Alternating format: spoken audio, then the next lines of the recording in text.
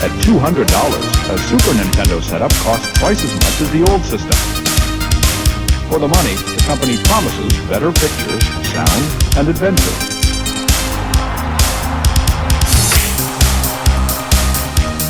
Now you're playing with power, superpower. You're the king, I tell you! The king! Only for Super NES.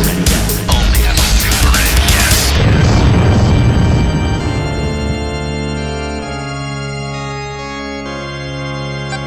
You're listening to the SNES podcast with your host, Soulblazer. Hello, everybody. This is the Super NES Podcast, episode number 269 for you this time. As always, these are two regular hosts, Greg and Joe. Hello. And guest host today, Sean. Both is fine. We usually call him Doom Online, but I think Sean's how we called him in the past before. It doesn't really matter too much. Yeah, but, might as well stay consistent. Anyway, we asked him to come back for the podcast today to cover a game that he loves very much and that we actually had not covered yet, much to my surprise when I was looking through the list recently. There's actually kind of a funny story about that, which I'll get here in a moment. But we're covering today Mega Man X for the system, which may be the biggest game we've not covered yet on the podcast, actually, in the 10 plus years of us doing this podcast. And I honestly thought we'd cover this game already, and it wasn't until recently that Doom and I were watching a streamer who we both watched play this game the first time that I realized, hey, we never actually did this game, did we? So I checked the history log, and I'm like, well, damn, we didn't. Okay, well, I know who to ask then. But here we are. But and I'm sure he'll be back for Mega Man X 2 and 3 when we cover those games at some point next year too, as well. So, indeed. But anyway, yes. So very glad to have you here. So I'm just going to give a real quick Cliff Notes summary about like Mega Man for the Mega Man and Mega Man X in general here before we get into it, because I assume most people I assume listening to this podcast know at least what the games are, even if they haven't played them. Capcom does seem to have kind of ignored the franchise in recent years, unfortunately, but there have been many Mega Man games made over the years, many different spin-off franchises. Besides Mega Man X, the franchise spin-off, which is the first game we're talking about in this podcast today, in the main series, you also have the franchise spin-offs of like how many other properties? There's a lot. There's ZX for the ZX games. Zero. Yeah. Yep. You got the battle system, which was like the GBA. So, Yep. Star Force had 3 games. That's big enough to consider a franchise for a spin-off, I think. But Mega Man Legends. Well, yeah, I should say Legends should have had 3. The third game got canceled, but so it's only the 2 games. Unfortunately, I really like Mega Man Legends. The Misadventures of Tron Bonne is kind of a spin-off of that. Yep. True. Yeah. So. But so a lot of games out there. So, but And, Mega Man X Command Mission, the turn-based RPG. Yeah, I was trying to play that. I never actually got around to it. So yeah, I haven't either. But yeah. So unfortunately, the last Mega Man game we actually got was Mega Man 11 back 2018. So that's why I said that Capcom's pretty much forgotten about the franchise these days, unfortunately. But but there have been dead periods before in the past. So I mean, who knows? Unfortunately, the Resident Evil is their bread and butter these days. It seems like so. That's. But anyway, Mega Man X is considered to be a classic for numerous reasons. So, so I played this game as a kid when it first came out. I really liked it. I grew up playing the Mega Man original games like Mega Man NES. That's a franchise I have the most nostalgia for, and it's going to cover my experiences with this game, which we're going to get to you later on, I'm sure about. But I really love the Mega Man games. It's like, but by the fourth game, I was starting to. By the fourth game, I admit I started to get a bit tired of the games because the formula just felt kind of stale. They were writing new things each game, but it wasn't really enough. I thought to keep the games interesting enough, especially when so many other games like it were coming out in the system and other systems at the time period. So it's like I played Mega Man 5 and 6 when they were new, but I never finished both games because honestly, I just got bored with both games. So Mega Man X to me felt like a breath of fresh air because while it is similar in many ways, it's also very, very different. And Capcom apparently felt the same way. I think they realized that the franchise was kind of getting long in the tooth, and they saw Mega Man X as a way of being able to put like some new life into that formula. The actual release dates of the games are kind of interesting to look at it because it's like Mega Man X came out in Japan originally in December 93. It didn't take very long for it to come out here in the States. About a month later, January 19th, 1994, that's when it came out, and also got released in Europe a few months later. But if you also look at the release dates, Mega Man X actually came out 1 month after Mega Man 6 did in Japan. However, because of the delay in getting Mega Man 6 published in North America, Capcom wasn't publishing NES games anymore by that point in the West, so Nintendo ended up publishing the game over here instead. By the time Mega Man 6 came out here in the West, Mega Man X had already been out for a few months. So it's a curious case of like Mega Man X coming out first originally, but then here in the US we got 6 after X. So kind of an interesting flow there as far as that went. But and then eventually Capcom would return to the more classic formula with Mega Man 7 a couple years later. But the X franchise was already definitely firmly entrenched as being the future of the series. From that point, going forward. So Nintendo also published Mega Man X in Europe, also, by the way. They must have had a licensing agreement, at that point for Nintendo to publish games in the market for Capcom, which wasn't really publishing games, at the time period.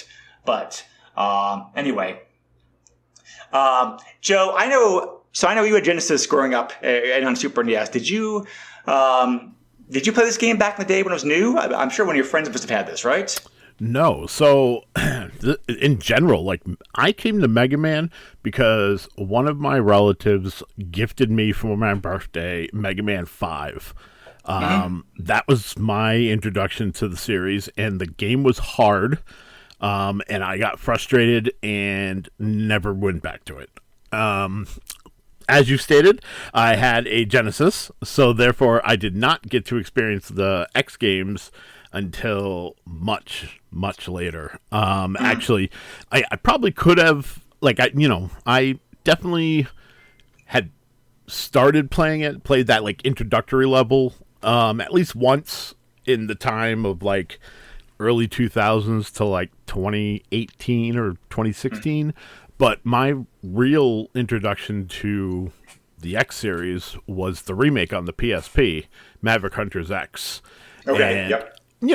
I liked the game. It's not the best, but I liked it. It definitely made playing this interesting, for sure. And then even more so recent, Mega Man X Dive has been... it started, I guess, as mobile. I got it for Steam, and it's an offline version. And it's just kind of think of yeah.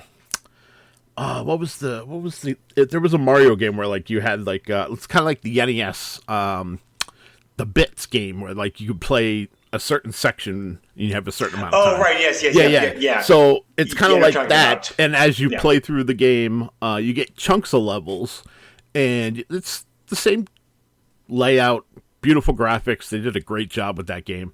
But, you're always gaining, some sort of credit to be able to purchase other Mega Man pieces, Mega Man characters, blah, blah, blah, going on and on.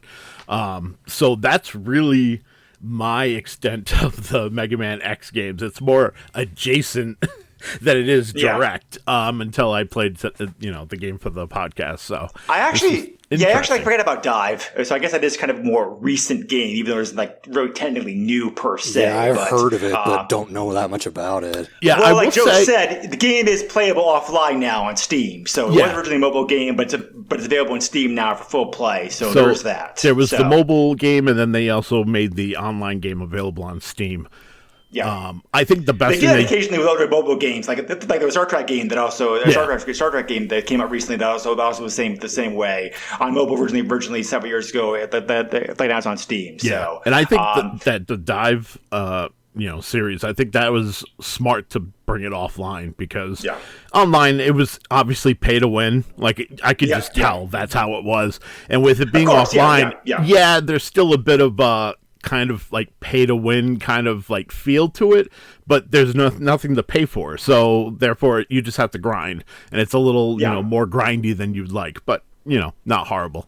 But so long-winded. The Mega Man collection, relatively close. Yeah, the Mega Man collection has something. The Mega Man collection has something kind of like that, where it's like you play challenge stages, where they play certain scenes from certain Mega Man games and trying to get complete them or get the best time of them, or whatever. So it kind of has that element to them as well too, which I also like. Some of the challenge areas are very hard, so it definitely is a good challenge. So. Okay. Sounds good. I mean, you did have on Genesis the very good Mega Man Wily Wars game. That was only available if you subscribe to the Sega Network, whatever that was called. Yep, the Sega Network, and they released it in PAL regions. I unfortunately most certainly did not experience that game until emulation was a thing. And you know what? Honestly, like being on the Genesis is actually really good. I kind of like it. Is good. It's like a very good game. Yeah, it's kind of like the Game Boy games where it takes like the best bits of the 8-bit and spruces them up a little bit, and I thought it was pretty good. Yeah, right. So, okay. So Doom. So what about your experiences here then? So it's interesting because the three of us all have some kind of different background here. In my case, Mega Man X was the first Mega Man game I ever played. Awesome. Had not played any of the NES ones, so I didn't have anything to compare it to. It was completely fresh and just kind of mind-blowing because of that. I then later played X2 and then Mega Man 7 when it came out, and then X3 and X4, and then many years later on the Wii Virtual Console, I played the NES one, starting from 1 and working my way up through them. But yeah, X specifically, like, hadn't seen anything like it, thought it was awesome. I think I rented it at first, and then didn't take me long to decide I wanted to buy it. And now I wasn't old enough to be making my own money back then, so I probably received it as a gift. But I put a lot of hours into this game over the years. It's got to be one of my most played Super Nintendo games of all time. No, that makes sense. I mean, you are the youngest of three of us here, so it kind of makes sense that this would be your first start to the franchise. For sure, I definitely was aware of the NES ones. Like, I remember seeing them in Nintendo Power and stuff. I just hadn't ever played them. Oh, okay, cool. Yeah.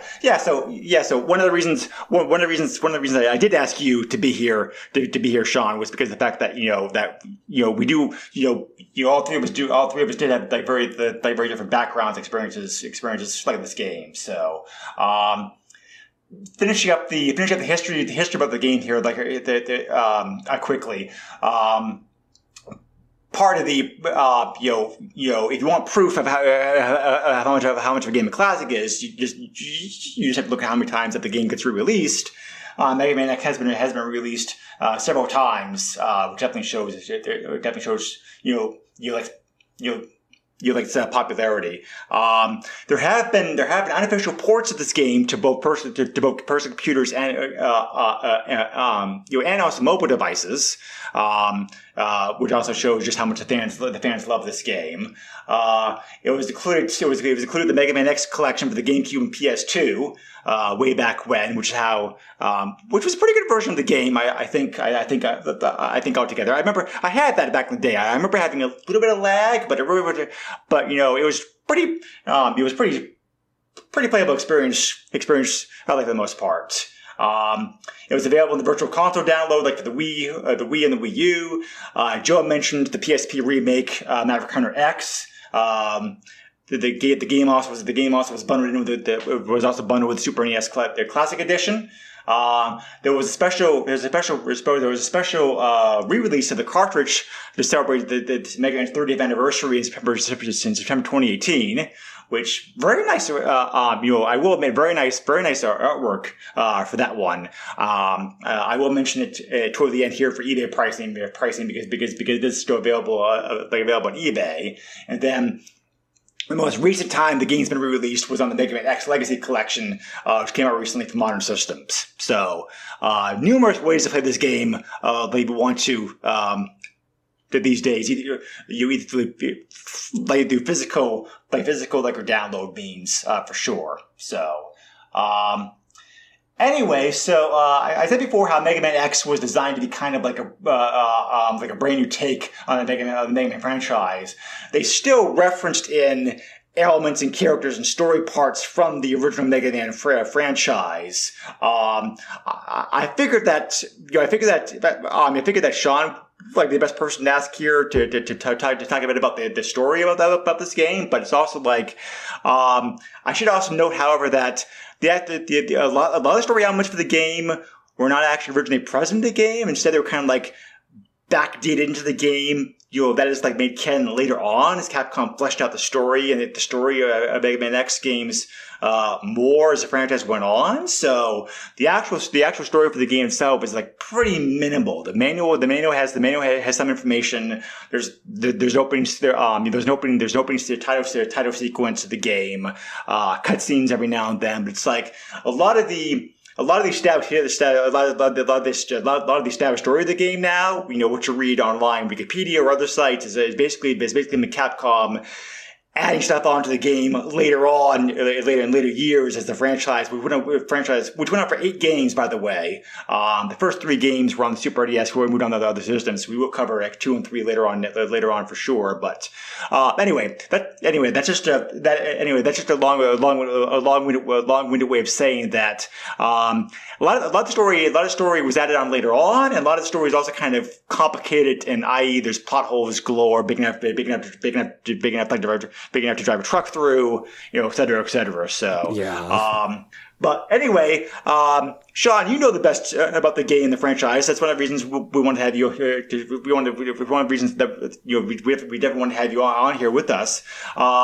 What's the so how would you summarize, if somebody asked you, which I guess I kind of am asking you, the story, the plot for Mega Man X here?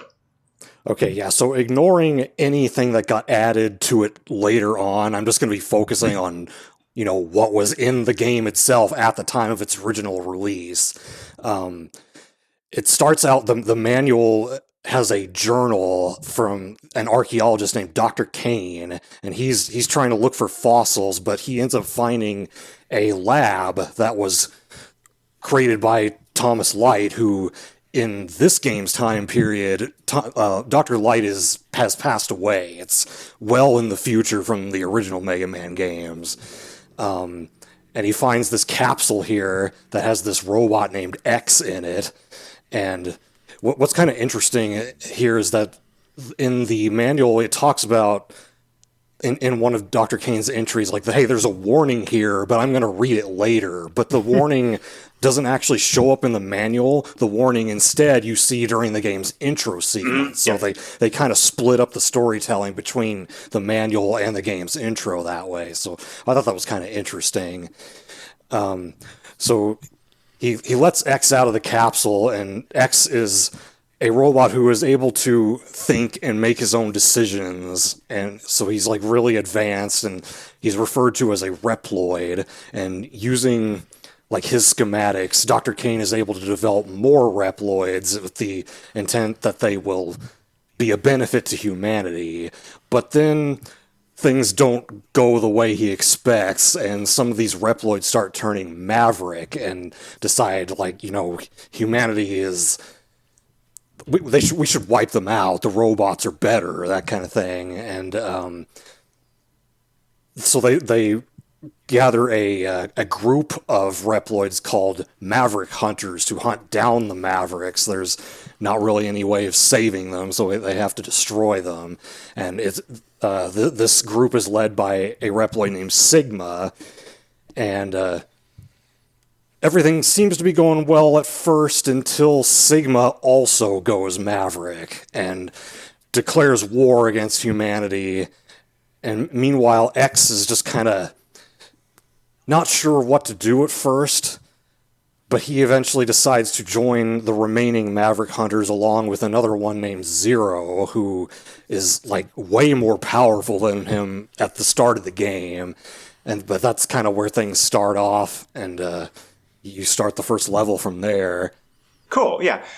One interesting thing I found out when we researched about this game, the original plan when the Mega Man X was in development was that Zero is the main character, but they were afraid. They were afraid about the backlash from fans, and because they were already afraid about the backlash because of how different the X game was going to be than the original games, and they thought, well, maybe this might be a bridge too far. So they created X instead, and don't get it Zero to a secondary status. That makes sense. Yeah, X looks very similar to the original Mega Man. So yes.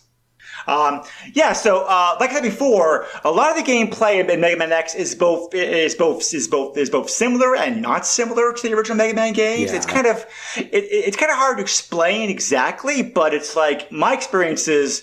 Again, one of the reasons I'm glad you're here is because our experiences are totally different. It's like you played Mega Man X first. I played the Mega Man NES games first. Joe's kind of half and half. Joe did play a little bit of Mega Man NES, but I think this is really the game that you really cut your teeth on, Joe. Yeah.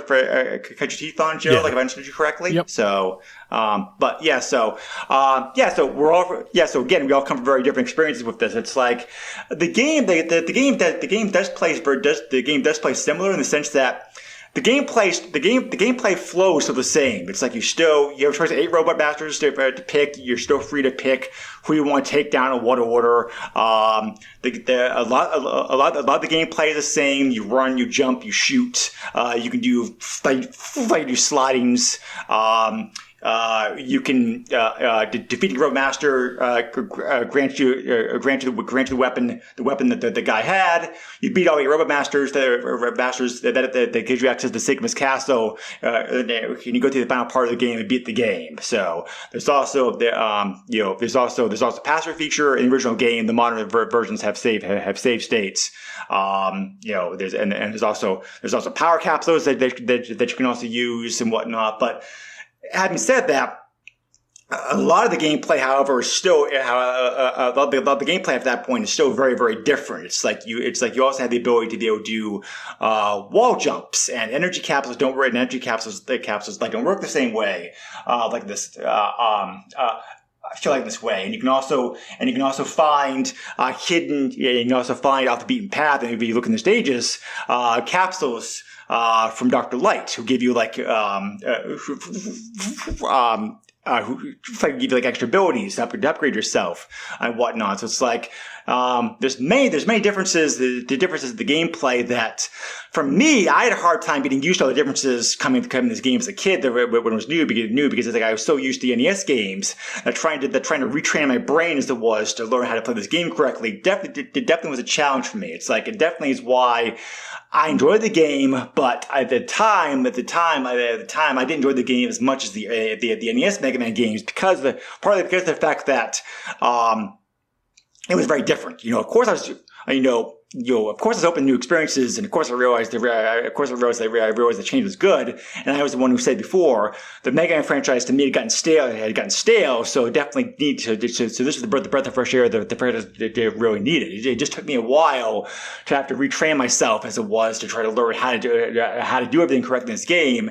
As I'm sure that Sean will mention here in a moment, some of the things you can do in this game are not easy to learn. We definitely saw the Schreiber I referenced before, who played the game recently, also the first time. They also came from the same kind of similar background track that I did, in that they played the NES Mega Man games first before playing Mega Man X, even though they did the Mega Man X games more recently than I did, but their experiences were actually very similar to mine, I thought, because of the fact that they came from one to the other. And it's like they definitely struggled trying to learn how to do some of the move jump combinations correctly in the game, because some of them are not very easy to pull off. I think one of them in particular requires a remap of the controllers. Definitely strongly recommended to this game to definitely make some to make one of those things like much easier to pull off. So I definitely find a little bit of fault. You mentioned before, Joe, for trying to fault the game. I find faults like the control scheme a little bit, honestly. The default control scheme I think sucks. I think that thank God they give you the ability to remap the controller, because I think it desperately needs it in some cases. So, but anyway, my experience coming to the game was from the Mega Man games. I had like relearn things, but Sean, your experiences was just the first time into it.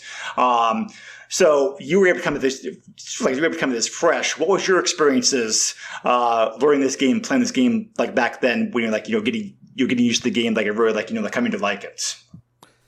Well, like I remember in the intro level, the highway level, like coming to.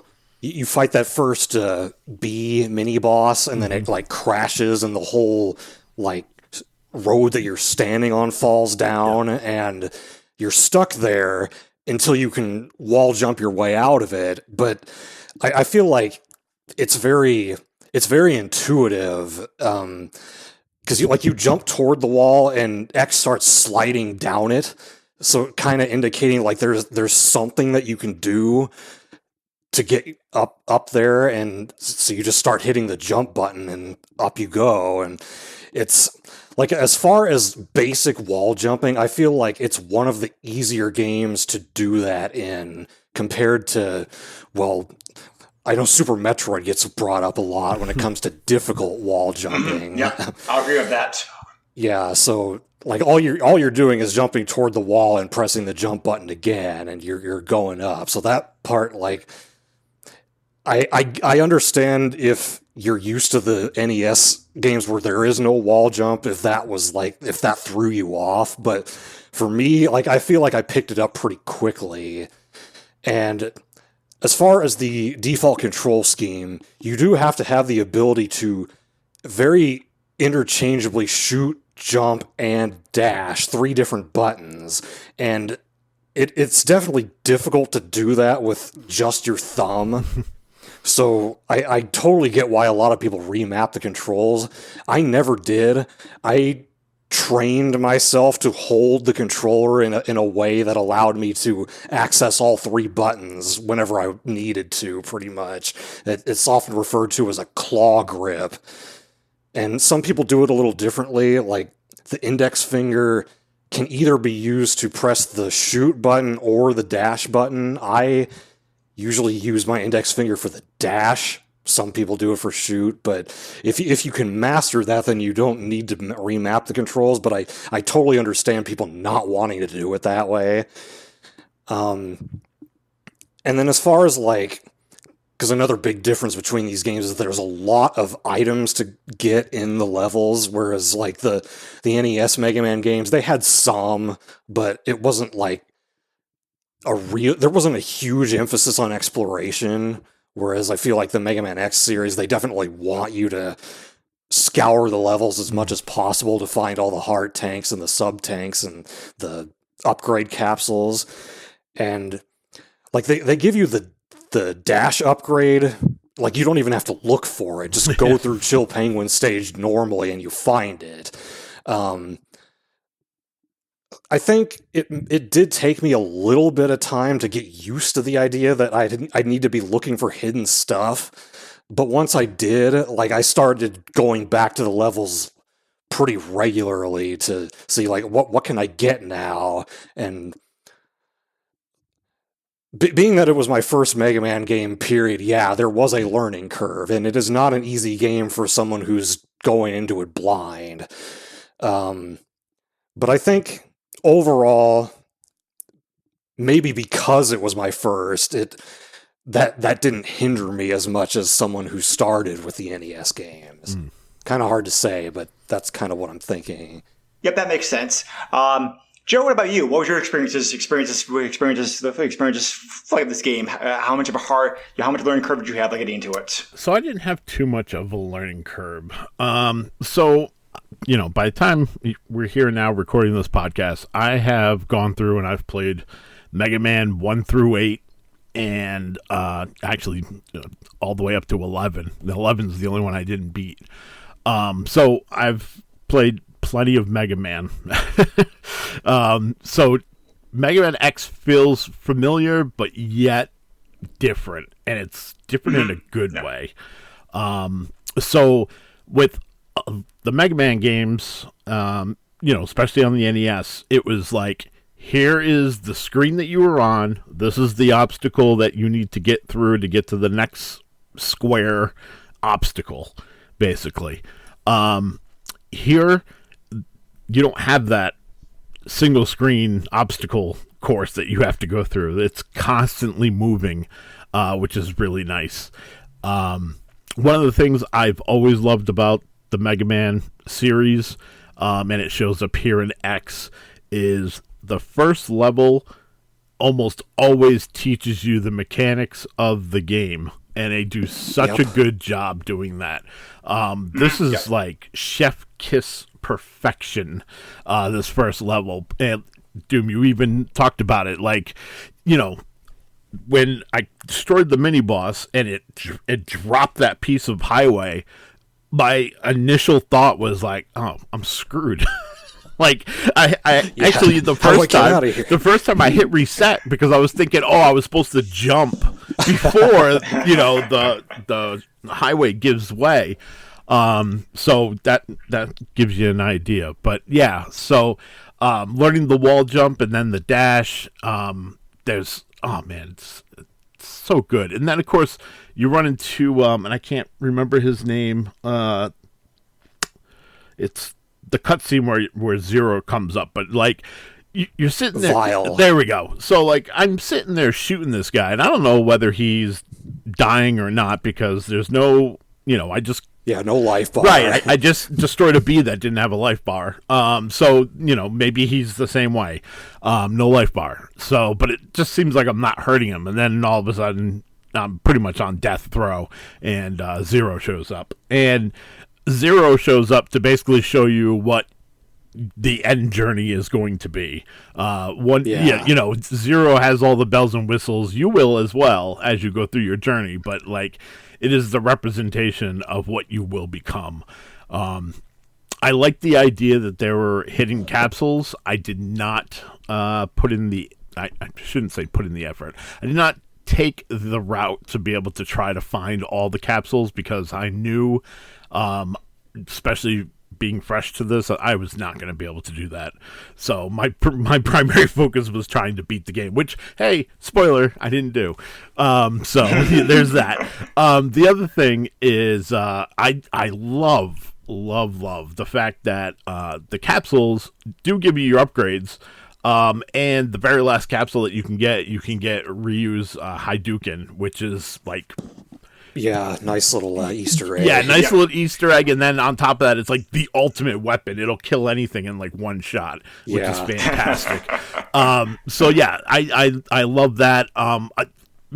There's other things too that really took me by surprise. I wasn't expecting to be able to ride in little mechs, so that threw me off. That's a fun part of the game for sure. Yeah. So that was like one of the things. Like I was like, oh, this is like when Mario gets the little sock in like Mario 3. I was like, that's cool. You know what I mean? Like you're gonna have a little bit of fun. And I also like the little detail. If you are not in your mech, and you come across these enemies that are in the mechs, they won't be in their mechs. They'll be sitting outside of their mechs. So you at least can get a couple shots in before they're in their mech and trying to shoot at you. So just little things like that, just really, it's really nice. I like the attention to details. And then, of course, if you're doing the Mavericks in, a particular order, destroying a Maverick and absorbing their power will change the levels of other Mavericks. And as far as I know, this game is the only one in the series that does that. I think you're right. Yes. Yeah. Which is surprising actually, because it's like it kind of because it makes sense for it to have effect on the stages, but they never did it again for some reason. Yeah. So I mean, this game just shines, and I just want everyone to know, like, I came into this podcast planning to be the devil's advocate and try to poop all over this thing because I knew the fact that Doom and Greg, love this game. But as Greg mentioned, the control scheme I get, like, you have to remap the buttons. I do that with just about any game that gives me that option, anyways. So of course I already remapped the buttons, so that unfortunately is not something I could have complained about. This is fantastic. I had such a good time with it, and I'm actually now looking forward to playing 2 and 3. Well, I definitely encourage you to try to go back and finish this game later on if you can, because it's like I think that Sigma's Fortress, I'm not going to sugarcoat it. There's some very, very hard bosses in that area. But that's where I said nope, I'm done. But if you get your energy tanks filled up, at least go into like a fighting chance at it. So yeah, if you manage to collect everything before the Sigma stages, then that definitely pushes the odds in your favor. Yeah, and it's the collectathon nature of the game that I both love and hate at the same time, because it's like I do enjoy, like Doom said, I enjoy the fact that the game encourages you to go back to stage 2-3 times. I do like looking for items. Some of the items are not necessary, or some of the items are not necessary to beat the game. But it's also like I also think some of it's a bit too hard to find, a bit too cumbersome. But it's like because I'm used to Mega Man being like a platformer game strictly since it came out like the NES days. So it's like I think like I enjoy the collectathon nature. I just thought the collectathon nature was a bit too much for me personally with this game, especially the health upgrades. I'm not a big fan about having to find your health upgrades the way that they are in this game. Because it's like a lot of those health upgrades I think can be kind of hard to find if you don't know what you're looking for. And health is so critical in this game. But because you start off much weaker. Base X in this game is much weaker than base Mega Man is like in the NES game. So it's like trying to. You need to find that stuff ASAP, and some of that stuff is not easy to find. So I do think the health system is something I'm not a big fan of personally. But the other collectathon nature, it's like there's pros and cons to it. I like it. I like it for the most part. I just think it was a bit overdone in some cases. But again, some of the items are optional anyway, so I can let that slide. Yeah, and I should have mentioned this when I was talking about it, but I think up until I hit Sigma's Castle, I felt like this game was actually slightly easier than some of the other Mega Man games, especially the NES games that I played. Agree. Yeah. So like by the time I got to the castle and was getting my butt handed to me, I was kind of like shocked because I was thinking like, oh, this is going to be a breeze. And I was woefully not prepared. And of course I hadn't searched for those capsules and done all that. So I was definitely not prepared to be going in there. I did use a password system at some point to get all the power-ups and everything else. And I felt like a god, which was fantastic. But yeah. So like, it's crazy because like I feel like maybe the capsules were put there to not only ease, I guess, a burden that you would encounter later on, but also like it's there to kind of pad the game as well and give it some difficulty and some replay value. Yeah. Yeah. Yeah. So Yeah, I've played this game many different ways because of all the upgrades that you can choose to get or not get. Right. Yep. So, So anyway, I said before, I do like, spoiler, I do like this game a lot, but I did want to say, there are a couple things that I find, there are definitely a couple of things that there are a couple of things in this game that I find questionable, and the clickable system and the way it's done is definitely one of them. But Doom, you came in this game straight without the experience like the NES game, so you probably had a much easier time adjusting to whole collectible system than Joe and I did. Yeah, that's probably why I adapted to it the way I did, because I had no baseline. It was just go into this game and play it the way it is, and just find the stuff, and you can eventually get through the Sigma stages once you have enough of it, and then once you get even better at the game, you can beat the Sigma stages without a lot of that stuff. Yeah, for sure. So, so I do really appreciate the fact that this gameplay is still again the gameplay in this game is both familiar and yet different at the same time, and it definitely I definitely do enjoy the fact that you can get into it without too much hassle, but you really need to like I mentioned before, pay attention to stuff the game's trying to teach you. The manual I think is a critical read for this game for sure. So you definitely, I don't think this is a game you can go in. I don't think this game that you can go into blind, but you definitely can go in this game without having played a Mega Man game previously and pick things up without too much of a challenge. I mean, besides the game's obviously difficult nature to begin with, but I do think if Capcom wanted to try to attract, Capcom was trying to do a very difficult balancing job here of trying to both bring in new blood and also win over fans of the original series, and I think they did a good job on both fronts and trying to pull it off because it's not easy. There are other franchises I could mention. Have tried to do the same thing and they failed horribly at it. So I think considering the difficulty of the job, I thought Capcom did a pretty good job. Minor nitpicks and faults for me aside. So so kudos to them for that effort. Agreed. Doom, did you have anything else that you want to say about the gameplay itself, as far as high points, low points, experiences you had of the game, that kind of stuff? Since you were again, since you're the one that knows the game the best. For me, one of the only low points I can think of is I don't like the method it takes to unlock the Hadouken.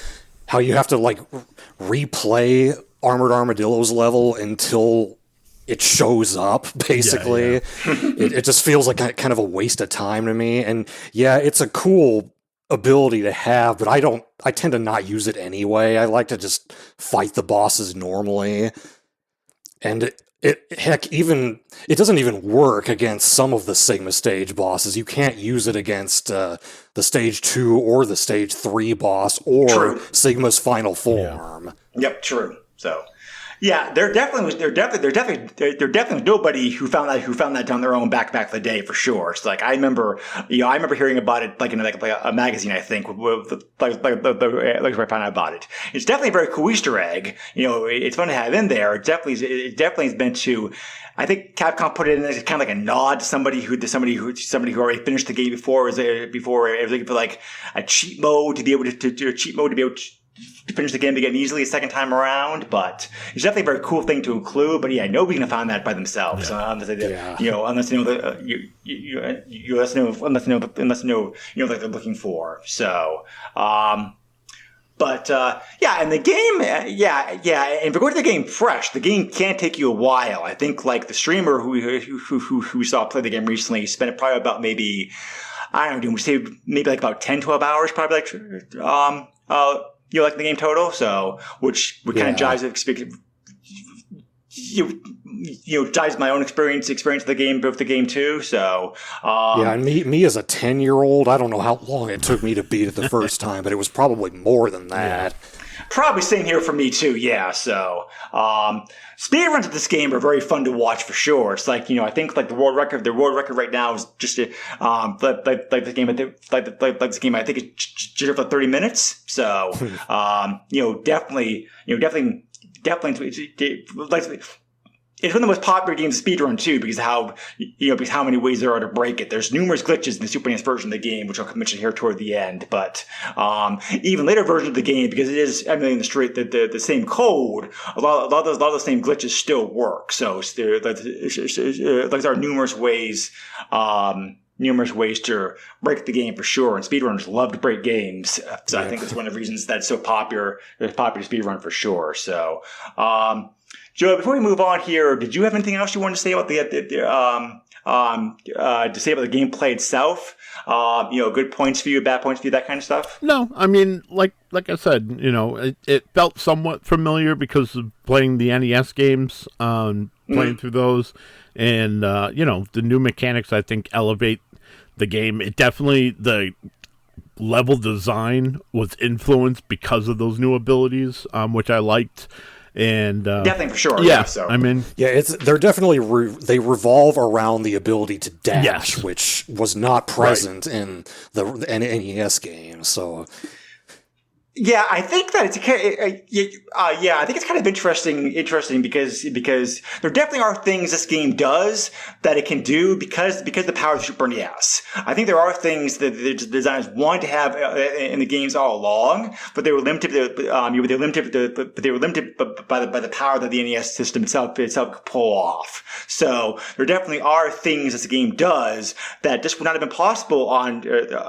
By an 8-bit system. So, at the same time, though, it's also kind of cool comparing and contrasting this to Mega Man 7, which came out a couple years later.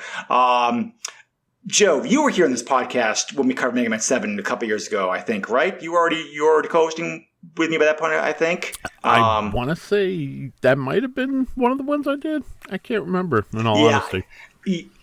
Yeah. I don't remember myself at this point. I'm sorry, but because Mega Man 7 is also interesting to look at in the sense that it's the same. That game obviously is much more like the original games because it is Mega Man 7, obviously. But they still took advantage of but Mega Man 7 still takes advantage of Super NES's increased power and processing of kibos and whatever to make for a smoother, better game. I think in many ways, it's like so Mega Man X. Reinvents things new ways. I think because they have Super NES hardware to work with, and so like that's what I said. I don't know. So I forgot to ask you, Doom, about your experiences playing Mega Man 7. So I don't know if you can compare and contrast like I can, but I think it's very interesting to look at those two games side by side and be like, okay. This definitely was something they had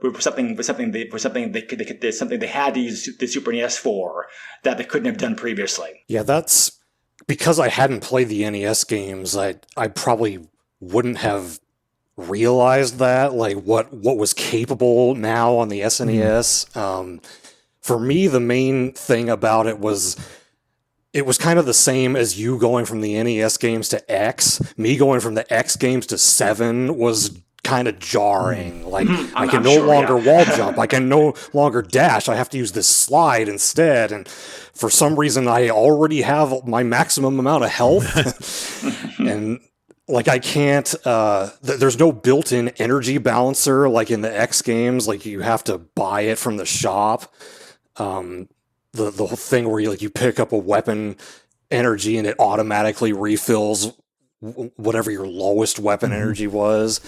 That's not a default ability in the classic series. And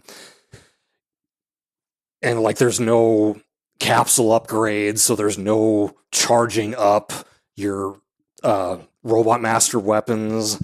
There was just a lot of things like that it felt like they took away things that I was used to having. Mm-hmm. Yeah.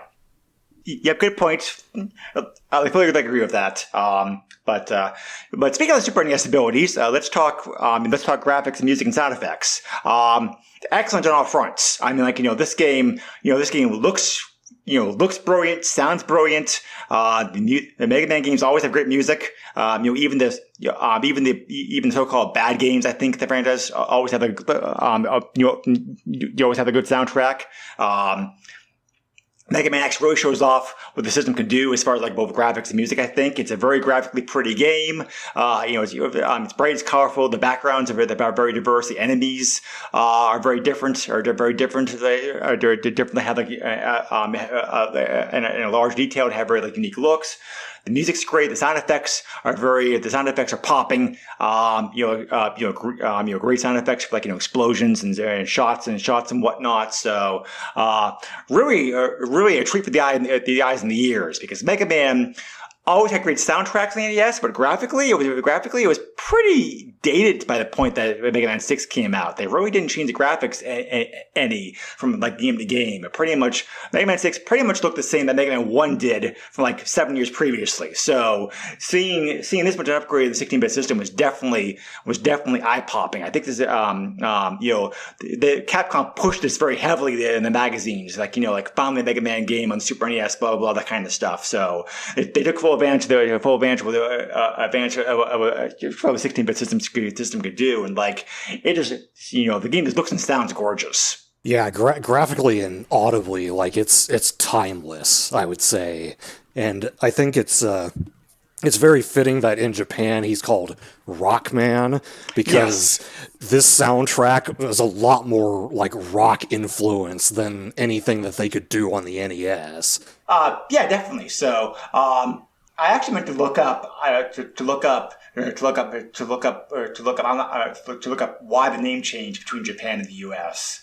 I don't suppose you know that off the top of your head, do you? I don't know. But yeah, so obviously this game was known as Rockman X in Japan too. Yeah. So I think like. But yeah, definitely is a franchise that I think Resident Evil was still renamed. Resident Evil it was Biohazard in Japan, and still goes by Biohazard in Japan too. I think so. I believe so. Yeah. Yeah. So yeah, this just one of the franchises. They're franchises that still different names in different countries of the world. So, graphically, music-wise, definitely is great great for sure. So, and I do want to comment on the fact that like the classic series has a more cartoony look. The X series is a little more like serious and edgy. Yes, I agree with that. Like Mega Man, Mega Man 7 again. Even though it's like, the game, even though the game was upgraded with 16-bit graphics, it just, Mega Man 7 does still kind of have that cartoonish look to it that the earlier games did. Whereas like Mega Man X, it's like X himself looks different. He looks much. Well, cooler, I think, honestly, is like he's much, he's taller, he looks bigger, he's got more sharp lines, distinct body parts to him, that kind of stuff. So it's a very different, it's more of a sci-fi look, I think, overall this game has, which is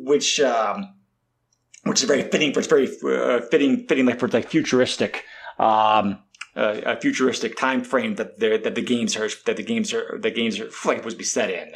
However many years in the future it's supposed to be, I don't know if that's ever been specified. Capcom, well, yeah, that's one. That's one of the things Capcom kind of added on to the game in later games. That the later games, 100 years is supposed to be how long it has passed. So another thing they added to the game later on was that when Dr. Light created X, he sent him away. The intention was to seal X away for 30 years. For X to go through a series of simulations and tests to make sure his new AI and programs everything work correctly. But obviously Dr. Light died before the time period ended. So that's why that's why X they sealed it up. It's also like really, it's like you're an old man already, like you're locking away like 30 years, but it's definitely like, I mentioned plot holes before. It's definitely something Capcom didn't think about when they're like, like they're trying to retcon some of the history and story like these games. So. Yeah, in Maverick Hunters X for the PSP, they actually include an OVA for Mega Man X, which gives all that backstory. Yes. Which, talking about graphics and sound, this game looks like it could have been an animated show. And why we didn't get a Saturday morning cartoon with Mega Man X, I don't know, probably because Captain N screwed everything up, but nobody. Well, there was that Mega Man cartoon, and I think X did appear in that cartoon. He did, yes, yeah. But he wasn't like a regular character. Right. I think Zero was in that too. Also, was he? I didn't watch it regularly as a kid, so I'm not sure for sure. Yeah, I didn't either. Yeah, but yes, there was a Mega Man cartoon. So, but anyway, yeah. Graphics and sound wise, Joe, it sounds like you enjoyed it. I mean, chef's kiss perfection. This game is gorgeous, and not only gorgeous, but I mean the music is amazing. The SNES, like one of the big selling points was the sound chip and how you could have orchestrated,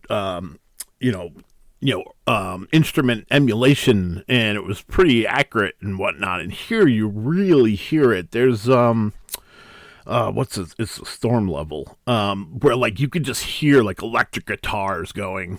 As you're, that's a fan favorite. I mean, there we go. It's amazing. Like if there was one like song that I had to point to outside of like the Final Fantasy games, because those soundtracks are amazing as well. But as far as any other SNES games, that song, Storm Eagle, would be the one that I would point out to anyone and be like, this is what the SNES can do. It didn't always do that, but this is what it could do. Yeah. Yep. Yeah, that's one of my favorites as well, though my number one favorite in this game is Spark Mandrill, and it's mainly because of that drum fill right before the song loops. Yep. Like, I love that part. Yeah, I actually like really love the opening stage song, because that's it's another very great one. Yeah, because it's a great segue like to the game to kind of get like pumped up to play this game, and kind of make all the pain you're going to experience pretty soon to kind of like feel better for you for sure. So because there will be pain in lots of it. But we mentioned the remake of Mega Man Maverick Hunter X a couple times. Joe's the one here who's actually played it firsthand. I meant to check it out. I didn't have time to. YouTube's the best I had with it. But do you mind talking about Maverick Hunter X like a bit, Joe? Yeah. So I mean, they just tried to basically remaster the game. I mean, I guess they did, because it's all new graphics. They fiddled with the game mechanics. They incorporated some things that were brought in the much later X games, mainly 7 and 8, which were for the PlayStation and PS2, respectively, I believe. Which I had to think about that, because I personally am not a fan of those games at all. Well, X7 is widely considered to be the worst of the series. Yeah, it's kind of ironic. Ironic that I was talking about before, how the Mega Man games started getting like longer tooth and kind of get panned. The same thing happened in the Mega Man X franchise, unfortunately. So toward the end there, but like it is what it is. But yeah, so I enjoyed them up to X4, and then I played X5, didn't like it at all, and stopped there. Yeah, probably for the best, because I have played all the games, and there are some painful ones up later on here. Actually, as a matter of fact, Capcom's team was debating: do we want to make Mega Man X9 or do we want to make a remake of Mega Man X? And they decided, well, why don't we go for the remake instead? Yeah. So that's how that came to be about. But anyway, Joe, sorry, go ahead. No, I mean, and there, you get some prettier visuals because we're talking the PSP, so we're using polygons now, so it's like a 2.5D kind of experience. I don't know, it just, even though it being my first experience, now going and playing Mega Man X almost all the way through, I can see why they did what they did, because they were, they had just done, I think 9 months before that game was released here in the US, we had Mega Man Powered Up, which was a remaster of the first Mega Man game, which, again, is a game that got me, again, interested in going back and playing the Mega Man games. So, both of those games are pretty pivotal for me on the PSP. But, yeah, I just think that, they had the idea to, like you said, continue it with X9, but then decided, let's do the remake, or remaster, and they incorporated everything that came before it. They included that OVA to kind of buff up the story, because obviously I watched the OVA on YouTube. It actually looks very good. yeah, the OVA is great. Yeah. The voice acting is like pretty decent too. I thought, actually. Yeah. This is from a time period. Doom and I have agreed. This is from a time period which, voice acting in games is pretty hit or miss with all terrible stuff. It's like Mega Man 8. The least said the better, but the voice acting is like very good. I thought. Yeah, that, I mean, is how I learned the lore. But yeah, I mean, there was definitely, you could see what they were trying to do. Obviously, we're looking at, it was just before, I think this was released in like 2009, 2008, somewhere around there. Yeah. Let me confirm that. So real quick. we're talking real quick. almost 16 years ago. We actually 2005. Actually, okay, 2005. So that even more cements it. The mindset was more triangles, more polygons was better. Period. End of story. And I think the visuals were more focused on than the core and heart of the game. I think, you can, I mean, it feels familiar if you had played the SNES game, because now, having played the SNES game, I understand what's there and what is extra. And then on top of that, like, they tried to remix the music. And for me, that's kind of, like, I've always liked the music in the Mega Man games. But now, after playing the SNES game, they definitely butchered those songs on the PSP, which is unfortunate. That's always a risk when you remix old songs like that. Yeah, because I agree. I like most remixes. I do think that I do think this. So I do think most of the remixes and the remixes of Maverick Hunters that I listen to kind of fall flat. I wonder if it's more the fault of PSP itself, because the sound hardware, while good, is not trying to.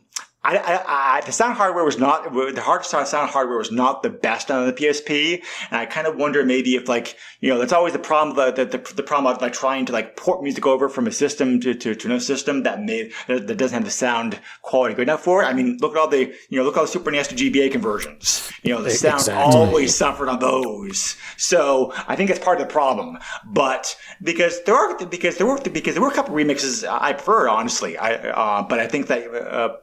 But yeah, so overall, I do agree with that, Joe. So the game didn't sell very well either, which is why Capcom decided not to do any more remakes of Mega Man games after that point. Same with Mega Man Powered Up. For some reason, they had, I just think that they wore the fan base out with, X8, X7, Mega Man 8. At that time, there was no, Mega Man 9 and 10 yet. Not even those revivals weren't out yet. 11 was way off on the horizon.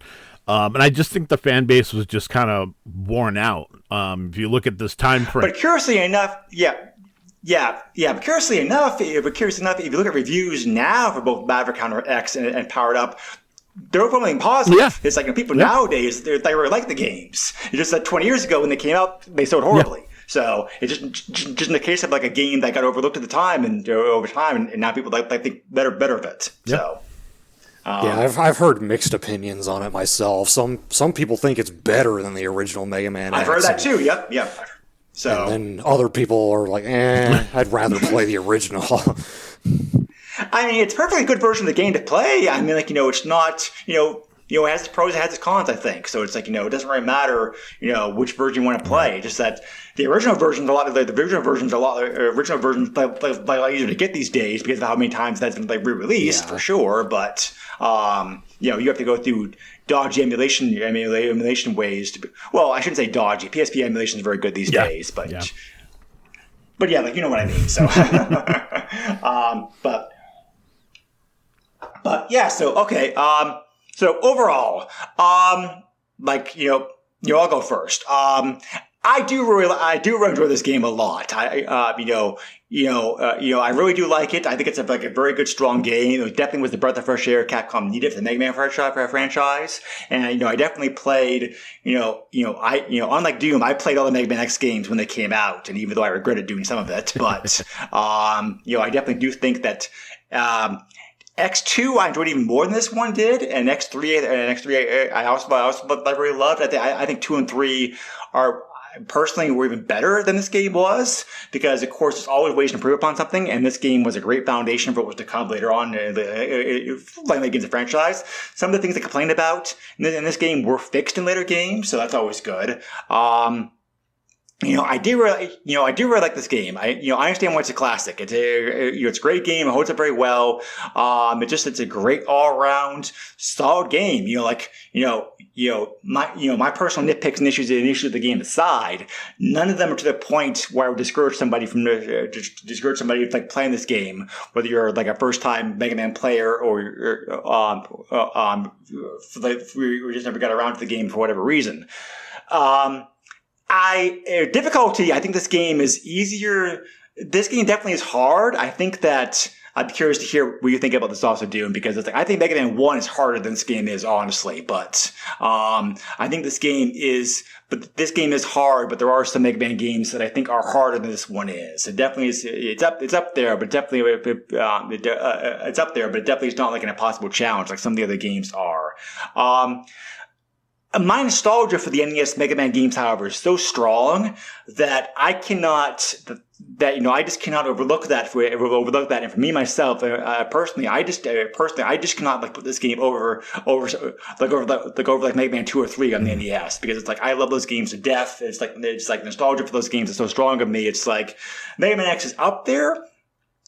And if I was like Doom and probably came this game first, I probably have the same love and nostalgia for this game that I do for the NES Mega Man games. I just prefer I just prefer the Mega Man some of the Mega Man NES games more than this game. As good as this game is, I just think that those games to me are easier to play. It's just they're they're easier to play. I know the games better. They're easier. They're easier games to memorize and to be able to go through and to not have to look up help in the games, or whatever. And like I said, nostalgia is a powerful drug. So sorry. And sometimes it's not always a good thing, but it's just nostalgia for the NES games that. As great as this game is to me, I just can't put it above some of the other titles, but it's still a very, very solid title. You don't have to cry about it, Greg. It's okay. Sorry. Anyway, that's my cue to pass. All right, Joe, how about you? So although I did not beat the game, I'm going to put this as a masterpiece. I think everything falls in as it should. From level design to the new mechanics to the sound effects, the music, this would be in my top 5 SNES games of all time. And we're talking, in the same league as something like Final Fantasy III, which I know a lot of people hold at high regard as like one of the best SNES games produced. So yeah, for me, the game is great. I don't need to beat it to know how wonderful this game is. I look forward to playing 2. I look forward to playing 3. And now I look forward to hearing what Doom has to say. I think I know what Doom's going to say, but go ahead, please. Top 5 that's very high praise. For me, like, there are so many SNES games that I have that I hold in such high regard that, like, I don't know if I can put it in top 5, maybe not even top 10, but probably at least top 20. But it's not a knock on the game at all. It's just like the competition is so stiff among that console that, like, it's hard for me to say definitively that it's any higher than top 20 at least. But yeah, unlike Greg, the nostalgia for me is in this game, because this is where I started. It is a game I can pick up and play at any time, don't need any convincing to do so. It's always a good time. Challenge-wise, you wanted to ask me about the challenge. Like, yes, as a kid, I definitely struggled with it, but I've played it so many times over the years that it is not a hard game for me anymore. I don't speed run it, but I think I am pretty darn good at it. I've beaten in many different ways, as I've mentioned, with varying amounts of power-ups, or like deciding whether or not to use the Maverick weapons at all. And it just kind of depends on my mood at the time, how I want to do it. Sometimes I go collect everything. It's different every time, and that's one of the things that keeps me coming back to it, is I can just choose a different way to play it each time, and like it feels real tight to play, and the music and the graphics, and it's still, yeah. it's an amazing game. What else can I say about it? I actually agree with you. Almost agree with you, like almost 100% Doom. It's like, this game also would not be my top 10, but it would be my top 20. It's like just the bar is just so high in Super NES. There's so many great games on it. That's like, there's just certain games that I'd rank higher than this game for one reason or another, like Final Fantasy, Final Fantasy 4 and 6, Actraiser, Super Castlevania 4, Super Contra 3, et cetera, et cetera. It's like another system that didn't have like so many great games. There's definitely would be higher up there, but it's like, yeah, for sure. It's just like there's so many great games in the system. It's a system that just like that it definitely deserves to be up there. But it's like yeah, but yeah, as great as the game is, the fact that we say can't even crack top 10 just kind of speaks volumes to how many other great games there are in the system, for sure. But which you're kind of a side note here, just to kind of to talk about systems like Mega Man X games. Mega Man X4, the first system not the game not the Super NES, was originally designed to be a Sega Saturn exclusive. But then they realized later on in the development that's like, well, maybe it's not a good idea to chain this game to like a system's going down in flames. But so that would have, I probably never would have played it if it had been on the Saturn. I've never played a Saturn before. Oh, you're missing out. Yeah, so yeah, but so I mean, the game did come out on the Saturn eventually, but it also came out with the PlayStation as well. So it's like, had the game come out only for the Saturn, it definitely would probably be like one of the best games on the system, bar none, I think. But it just a lot of it depends, but a lot of it just depends like what other games are out there, what systems and whatnot. Just like. Yeah. Joe and I have struggled with this before in the past. It's like the bar is so high in the system. It's like, a top 20 game for the Super NES might be top five game for anything else. But that's just. But yeah, definitely like an excellent game. So. Definitely, like I am glad that the fact the game is available on modern collections. I feel like I was surprised Doom hadn't played Mega Man X on the collection yet when the streamer we both watched did Mega Man X recently, and I actually didn't know about the fact that the save states don't work in Sigmund's Castle anymore. So it's like that really hurts you trying to progress through the last part of the game. It's like I think they missed save states. The save states work everywhere else. I don't know why they I have no idea why they coded it that way. It's very weird. For it to only save the passwords rather than making an actual hard save. And granted, that was how we did it back in the day. I remember restarting the Sigma stage levels playing it on cartridge just because I only had so much time that I was allowed to play video games every day back then. But, so eventually I had to get good enough that I could beat all 4 stages in one sitting, and it happened at some point. And but yeah, it was a bit of a struggle getting to that point to start with. Yeah, because one of the main perks of a collection is the fact that modern day quality of life features, save states to help make it a bit easier, more accessible for players nowadays. So it's like Flight just a very curious design choice, but sounds like Joe got around that by using a password to depth stuff up. So I guess he didn't really run into that issue too much.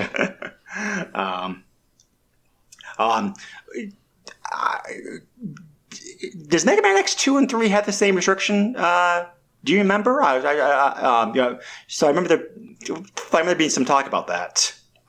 I think on that Discord server that we're on for that streamer, they determined that for X2, it does work the same way as X1. I don't know about X3 yet. Yeah, that'd be fun. Yeah, that'd be fun. When we get I think they said you can get passwords for stage 2 and 3 and so on, but the game will not give you those passwords. You'd have to look them up yourself. Okay, yeah.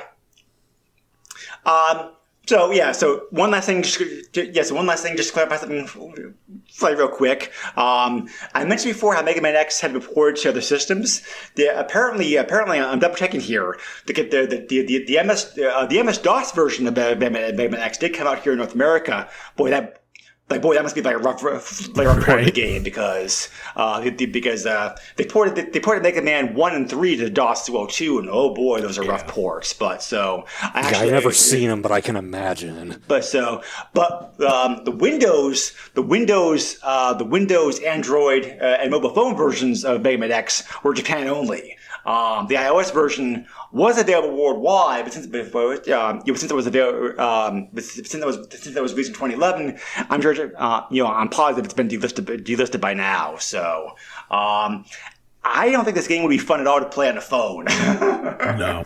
Yeah, I can't imagine that. That would be a challenge for somebody out there who wants to give a challenge to go through this game for sure. I think trying to do that, but I will check out the DOS version later on today though because I'm curious about that to see how that looks. I'd be interested to hear. But they actually speak about Mega Man games real quick here.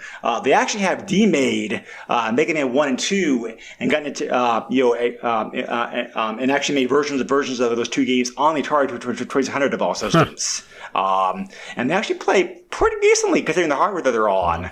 I was very surprised by the homebrewers' effort. It's amazing. It's amazing what homebrewers can do with older systems these days. Yeah. Okay, so anyway, final thoughts. We did mention there are numerous glitches and bugs with the game, as I mentioned before. Some of these apply only to Super NES because the hardware restrictions. Other glitches are present in all versions of the game. I'm not going to go over all of them here. I'll just mention I'll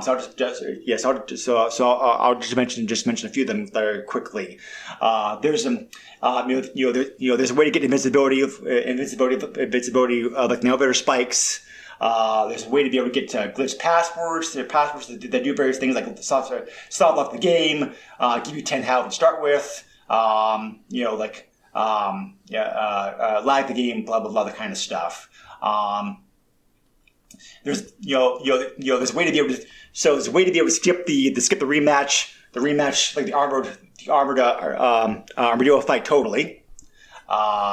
There's there's a way to be able to get glitches like the sub tanks, and you also can use once you've also unlocked the Hadouken ability, you also are able to use a code to use that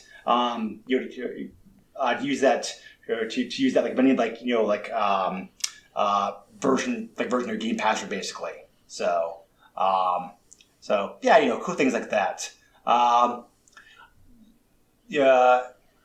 So as far as eBay goes, not to be surprised. This game's very commonly available on there because the game sold really well back in the day. Prices are pretty cheap considering the fact that this game is as popular as it is.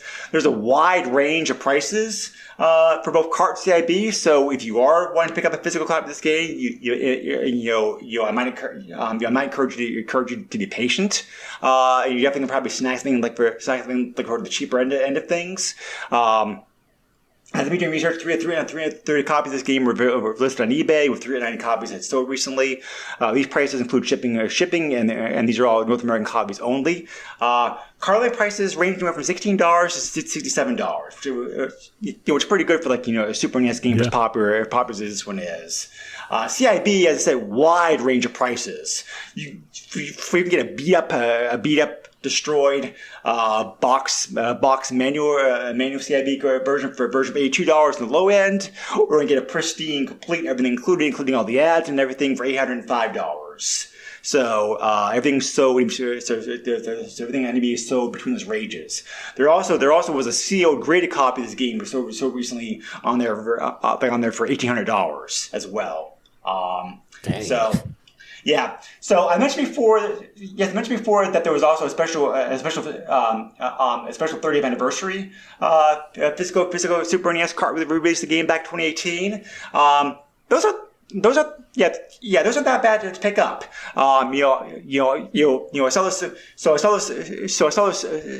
those also are available. Box as well. Also, depending upon how complete it is, those sold for like $50 to $200. So I don't know what they sold for originally back in the day, but not bad prices for that either. So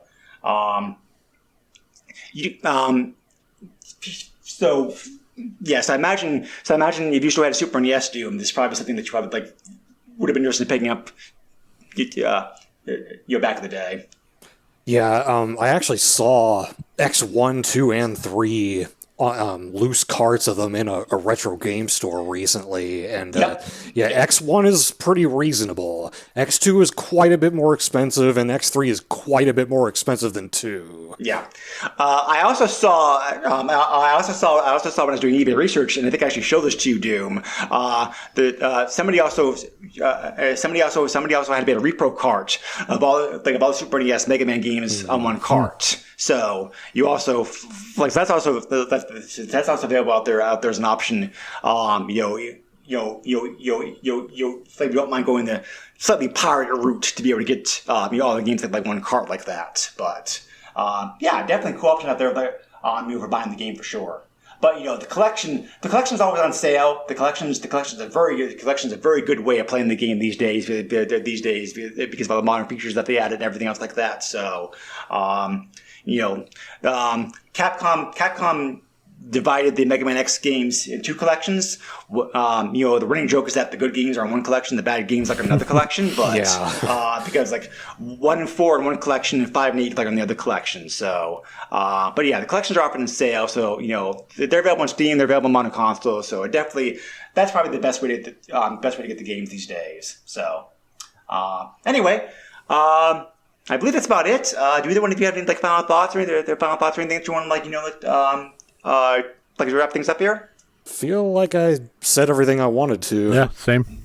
Okay, so let me ask you. So, like, let me ask you one last question, Doom. If you said it before previously, I apologize. I realize you've only played some of the. I realize you've only played some of the. I realize that you only played some of the.